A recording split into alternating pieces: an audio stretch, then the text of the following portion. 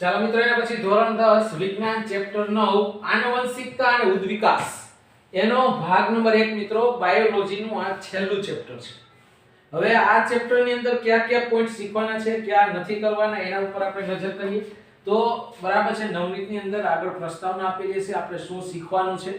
તો મિત્રો એની અંદર 9.1 થી 9.6 સુધીના મુદ્દા છે. હવે એમાંથી આ વખતે ક્યાં નથી કરવાના તો કે 9.1 મુદ્દો નથી કરવાનો, 9.4 અને 9.6 મિત્રો જે ખરાની નિશાની કરેલા છે એ પોઈન્ટ્સ કરવાના છે. ચોકડી મારેલી છે એ પોઈન્ટ નથી કરવાના. તો કે એ પોઈન્ટ ની અંદર કેટલા પ્રશ્ન આવે તો કે 9.1 ની અંદર પ્રશ્નો 2 3 ને 4 નથી કરવાના.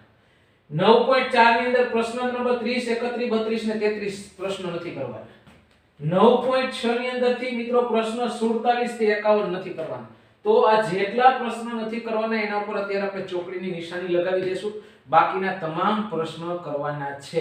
એટલે તો પહેલા તો આ યાદી આપણે આખી વ્યવસ્થિત તૈયાર કરીશું. હવે બરાબર છે, પ્રશ્ન 1 કરવાનો છે. તો પ્રશ્ન 1 શું કહે છે? પ્રજનન કેવી રીતે ભિન્નતા સાથે સંકળાયેલું છે. હવે ખબર છે બધાને કે દરેક સજીવ અલિંગી અથવા તો લિંગી પ્રજનન દરમિયાન સંતતિનું નિર્માણ કરતા હોય છે. તો કહી શકાય દરેક સજીવ અલિંગી કે લિંગી પ્રજનન દ્વારા સંતતિનું નિર્માણ કરે છે. કાલિંગી પ્રજનન કરે કે લિંગી પ્રજનન કરે એના દ્વારા એ સંતતિનું નિર્માણ કરતા હોય છે. હવે જે સજીવો અલિંગી પ્રજનન કરે છે બરાબર છે, એના દ્વારા જે સંતતિ ઉત્પન્ન થાય બરાબર છે, એ મોટે ભાગે બરાબર છે સમાન પિતૃને સમાન જોવા મળે છે. છતાં એમાં અમુક ભિન્નતા હોય છે. તો કહી શકાય અલિંગી પ્રજનન દરમિયાન ઉત્પન્ન થતી સંતતિ મોટે ભાગે પિતૃને સમાન હોય છે. છતાં તેમાં અમુક ભિન્નતા જોવા મળે છે, અમુક ભિન્નતા સંકળાયેલી હોય છે. અલિંગી પ્રજનન કરતા હોય મોટા ભાગના સજીવો સંતતિ છે એ પિતૃને સમાન જોવા મળશે, છતાં તેમાં અમુક ભિન્નતા તો સંકળાયેલી હોય જ છે. હવે એક ઉદાહરણ આપું તમને. દાખલા તરીકે શેરડીના ખેતરની વાત કરું. શેરડીના ખેતરની અંદર બરાબર જોવા મળતી વ્યક્તિગત ભિન્નતા ઓછી હોય ભિન્નતા પણ બરાબર છે એના જેટલી ઓછી. તો કહી શકાય શેરડીના ખેતરમાં વ્યક્તિગત ભિન્નતા ઓછી હોય છે. એક સરખી થાય કારણ કે અલિંગી પ્રજનન. જે સજીવો એટલે કે મનુષ્ય લિંગી પ્રજનન કરે, મનુષ્ય ઉપરાંત બીજા સજીવો જે લિંગી પ્રજનન દ્વારા નવી સંતતિનું નિર્માણ કરે છે ને બરાબર છે, એમાં ભિન્નતાનું પ્રમાણ વધારે હોય છે. તો કહી શકાય મનુષ્ય સહિત લિંગી પ્રજનન કરતા પ્રાણીઓમાં વ્યક્તિગત ભિન્નતા વધારે હોય છે. વ્યક્તિગત ભિન્નતા વધારે હોય છે.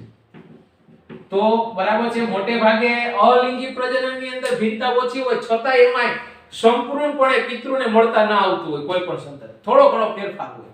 જ્યારે લિંગી પ્રજનનમાં ભિન્નતાનું પ્રમાણ વધારે છે કારણ કે એમાં નર અને માદા બંનેની જરૂર પડી હોય, બંનેના લક્ષણ ઉતરતા હોય છે, એટલે એમાં ભિન્નતાનું પ્રમાણ થોડું વધારે હોય છે. આમ પ્રજનન દરમિયાન ભિન્નતા ઉદ્ભવે છે. તો આ પ્રશ્ન નંબર 1 હતો મિત્રો.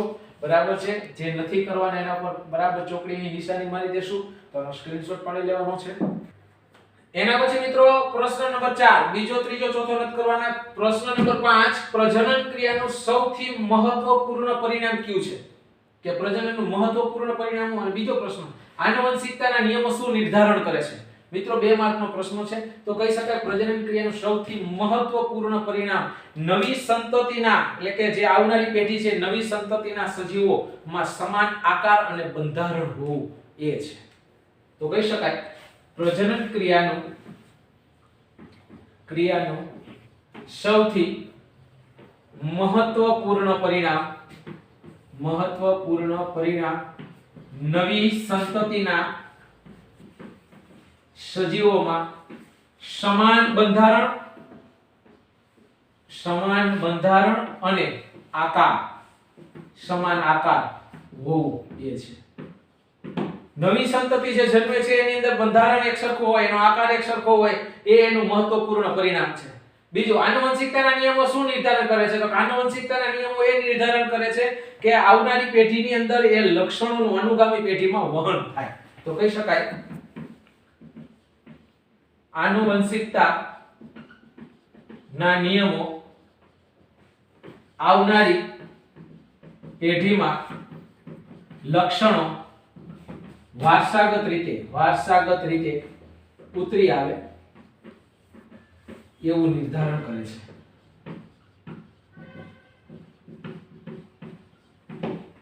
આનુવંશિકતા એટલે એક પેઢીના લક્ષણ બીજી પેઢીમાં ઉતરવા. આવનારી પેઢીની અંદર, નવી સંતતિની અંદર એ બરાબર લક્ષણો ઉતરી આવે, એને આનુવંશિકતાના નિયમ સાથે ગણી શકાય. તો મોસ્ટ એમ્પી પ્રશ્ન નંબર 5. એના પછી મિત્રો પ્રશ્ન નંબર 6, સમાનતાઓ અને ભિન્નતાઓનો અર્થ શું થાય? સમાનતા એટલે એક સરખાપણું, અને ભિન્નતા એટલે થોડું જુદાપણું. અર્થ શું થાય? કોઈ પણ બાળક તેના પિતૃના બધા જ આધારભૂત લક્ષણો દર્શાવે ને તો એ આધારભૂત લક્ષણોને સમાનતા કહેવાય. કોઈ પણ બાળક તેના પિતૃના બધા જ આધારભૂત લક્ષણો દર્શાવે, કોઈ બાળક તેના પિતૃના બધા જ આધારભૂત લક્ષણો દર્શાવે તો એ આધારભૂત લક્ષણો સમાનતા ધરાવે છે, સમાનતા દર્શાવે છે તેમ કહેવાય. ટૂંકમાં કોઈ બાળક એના પિતૃના બધા જ લક્ષણો દર્શાવતું હોય ને તો એ બધા જ આધારભૂત લક્ષણોને સમાનતા તરીકે ઓળખવામાં આવે. પરંતુ બરાબર છે, ડીએનએ ની પ્રતિકૃતિમાં નાના મોટા ફેરફાર જોવા મળતા હોય છે, એટલે કોઈ પણ બાળક તેના પિતૃના સંપૂર્ણપણે લક્ષણ દર્શાવતું નથી, થોડુંક જુદાપણું દર્શાવે છે. એ જુદાપણું દર્શાવીને ભિન્નતા કહેવાય.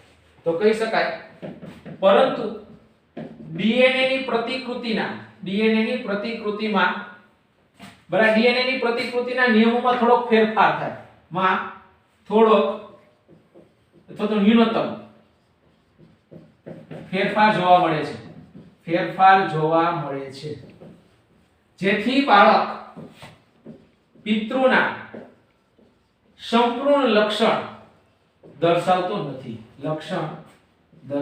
નથી, જેને ભિન્નતા કહે છે. મિત્રો આવું કોઈ પણ જાતિની અંદર, કોઈ પણ સજીવની અંદર આવું થોડું જુદાપણું જોવા મળશે. આવું જુદાપણું કોઈ પણ જાતિના સજીવોમાં જોવા મળે છે, જેને ભિન્નતા કહેવાય. મિત્રો ભિન્નતા બરાબર હોવી જરૂરી છે, એનું આપણે આગળ જોઈ ગયા છે. તો સમાનતા એટલે હું કોઈ બાળક તેના પિતૃના બધા જ આધારભૂત લક્ષણો દર્શાવતું હોય તો એને સમાનતા કહેવાય.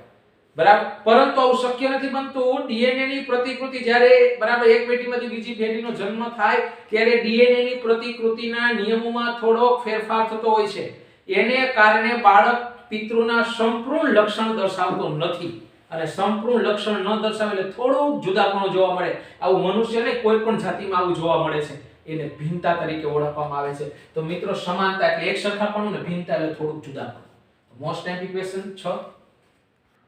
ચાલો મિત્રો એના પછી પ્રશ્ન નંબર 7, લક્ષણોની આનુવંશિકતા માટે આધારભૂત બાબતો કઈ છે? બરાબર, લક્ષણો આનુવંશિક થાય, એક પેઢી લક્ષણ બીજી પેઢીમાં ઉતરે એને આનુવંશિકતા કહેવાય. એના આધારભૂત બાબત કઈ બાબત એવી છે કે જેના ઉપર આધાર રાખે છે? તો મિત્રો કોઈ પણ લક્ષણ હોય એ બે અથવા તો એના કરતા વધારે વૈકલ્પિક સ્વરૂપે કોઈ પણ લક્ષણ હોય છે. તો કહી શકાય કોઈ પણ લક્ષણ બે અથવા વધારે વૈકલ્પિક સ્વરૂપે હોય છે. દાખલા તરીકે કોઈ એક લક્ષણ હોય ને એના બે અથવા તો બે કરતા વધારે વિકલ્પ પડતા હોય છે. હમણાં આપણે જોઈ કોઈ પણ એક લક્ષણનું ઉદાહરણ આપશું. અને કોઈ પણ લક્ષણ છે ને કોઈ પણ કારક એટલે જનીન દ્વારા જ નિયંત્રણ થતું હોય છે. કોઈ પણ લક્ષણ એ કારક એટલે જનીન દ્વારા નિયંત્રણ થાય છે. હવે કોઈ પણ એક લક્ષણ હશે, કોઈ પણ બરાબર છે એના વૈકલ્પિક લક્ષણ કરતા વધારે જોવા મળતું હશે, એના કરતા પ્રભાવી હશે, વધારે જોવા મળે ને એને પ્રભાવી લક્ષણ કહેવાય. દાખલા તરીકે એક ઉદાહરણ આપું, મુક્ત બૂટ, બરાબર, કાનની બૂટ, આ કાનની બૂટ અમુકની જોડાયેલી હોય છે, અમુકની મુક્ત હોય છે. તો મુક્ત જે બૂટ છે ને એ જોડાયેલી બૂટ કરતા પ્રભાવી લક્ષણ છે. એટલે મોટા ભાગના સજીવોની અંદર આ બૂટ છે ને, કાનની બૂટ, એ મુક્ત છે. અમુક જ સજીવ એવા હશે કે એની કાનની બૂટ જોડાયેલી હશે. તો જે બરાબર જોવા મળે ને પ્રભાવી લક્ષણ કહેવાય. તો કહી શકાય કોઈ એક લક્ષણ, કોઈ એક વૈકલ્પિક લક્ષણ અન્ય લક્ષણ કરતા પ્રભાવી હોય છે, એટલે વધારે જોવા મળે છે. બે લક્ષણ એકરખા ન હોય, બરાબર છે, કાઈ એકનો ભાગ 60% હોય તો 40% માં હોય, એટલે 60% વાળું પ્રભાવી લક્ષણ છે, 40% વાળું પ્રચ્છન્ન લક્ષણ છે. એટલે કોઈ પણ એક લક્ષણ અન્ય લક્ષણ કરતા પ્રભાવી હોય છે. ઉદાહરણ તમને આપું, કાનની મુક્ત બૂટ એ જોડાયેલી બૂટ કરતા પ્રભાવી છે. એટલે કે બરાબર છે, કાનની બૂટ બે જ પ્રકારની હોય, કા બરાબર છે બે વિકલ્પ પડે, કા જોડાયેલી હોય, કા મુક્ત. પણ જે મુક્ત બૂટ છે એ જોડાયેલી બૂટ કરતા પ્રભાવી છે, એટલે વધારે સજીવોમાં જોવા મળશે. હવે પાછો બીજો અર્થ થાય કે કોઈ પણ એક લક્ષણ છે, બરાબર, એ પ્રભાવી નથી, દ્રશ્યમાન નથી થતું. કોઈ લક્ષણ પ્રચ્છન્ન છે તો કાયમ માટે પ્રચ્છન્ન રહેશે એ લક્ષણ? તો કે ના, એ કોઈ પણ આવનારી પેઢીની અંદર કોઈ પણ પ્રકારના ફેરફાર વગર ઉતરી આવશે. બરાબર, એક પેઢીમાં ન ઉતરું તેનો અર્થ એવો નથી કે એ લક્ષણ પ્રચ્છન્ન રહી, આવનારી કોઈ પણ પેઢીની અંદર એ લક્ષણ આવે છે. તો કહી શકાય કોઈ એક લક્ષણ જે પ્રભાવી નથી, તે લક્ષણને પ્રચ્છન્ન લક્ષણ કહે છે. પ્રચ્છન્ન લક્ષણ કહે છે. તે આવનારી પેઢીમાં કોઈ પણ પ્રકારના ફેરફાર વગર ઉતરી આવે છે. ગમે ત્યારે એ બરાબર લક્ષણ દેખાય, પરંતુ બરાબર છે ઈ લક્ષણ પ્રચ્છન્ન છે, પણ આ પેઢીમાં ન દેખાય તો આવનારી પેઢીમાં દેખાશે ખરા. તો આના ઉપરથી એક તારણ આવે કે કોઈ પણ એક લક્ષણ બરાબર છે પ્રભાવી લક્ષણ એ પ્રચ્છન્ન લક્ષણ કરતા વધારે હોય છે, અથવા તો બે લક્ષણ એક સરખા ક્યારેય હોતા નથી. તો કહી શકાય કોઈ લક્ષણ, કોઈ એક વૈકલ્પિક લક્ષણ અન્ય વૈકલ્પિક લક્ષણ કરતા પ્રભાવી હોય છે. બે હરખા ના હોય, એક પ્રભાવી હોય એક પ્રચ્છન્ન લક્ષણ હોય. પછી આ તો મેં કાનના બૂટનું ઉદાહરણ આપ્યું, એવા આપણે ઘણા બધા ઉદાહરણ જોશે. બરાબર છે, બે વિકલ્પ પડતા હોય તો એક પ્રભાવી વિકલ્પ હોય ને એક પ્રચ્છન્ન વિકલ્પ હોય. પ્રચ્છન્ન વિકલ્પ છે ની દ્રશ્યમાન ન થાય, પ્રભાવી હોય ને લક્ષણની દ્રશ્યમાન થાય. પરંતુ પ્રચ્છન્ન લક્ષણ છે એ કાયમ માટે દેખાતું નથી, એવું નથી, આવનારી પેઢીમાં ગમે ત્યારે દ્રશ્યમાન થશે. કોઈ પણ પ્રકારના ફેરફાર વગર ઉતરી આવશે. હવે મિત્રો વાત કરીએ લિંગી પ્રજનન. લિંગી પ્રજનન દરમિયાન નર અને માદા, બરાબર, નર અને માદા બંને પિતૃના લક્ષણ આવનારી સંતતિની અંદર ઉતરી આવે છે. તો કહી શકાય લિંગી પ્રજનન દરમિયાન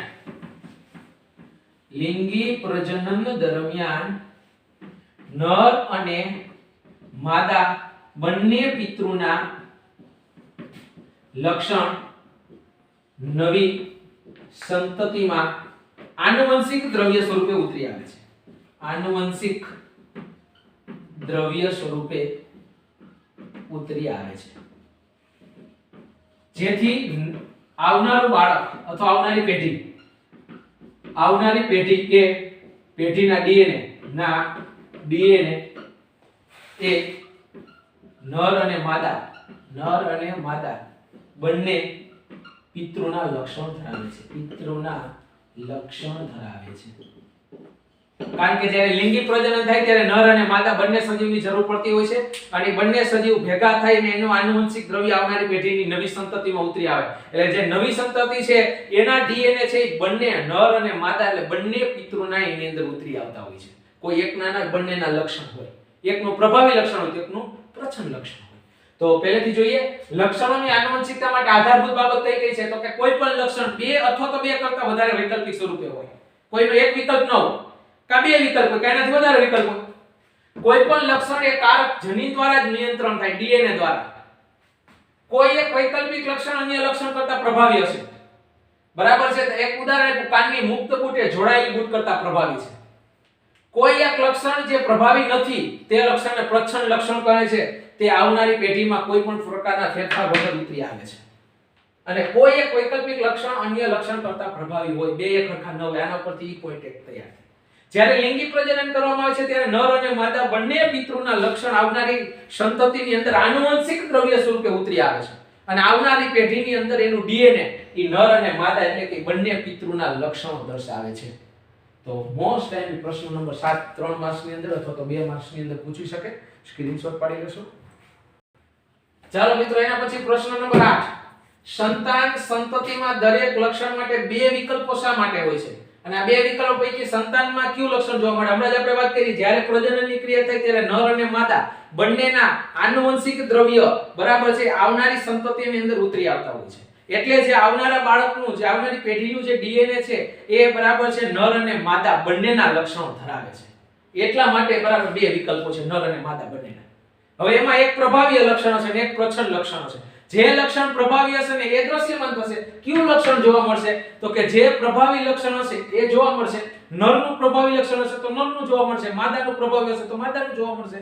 તો કહી શકાય જ્યારે લિંગી પ્રજનનની ઘટના બને, જ્યારે લિંગી પ્રજનનની ઘટના બને ત્યારે નર અને માદા બંને પિતૃના આનુવંશિક દ્રવ્ય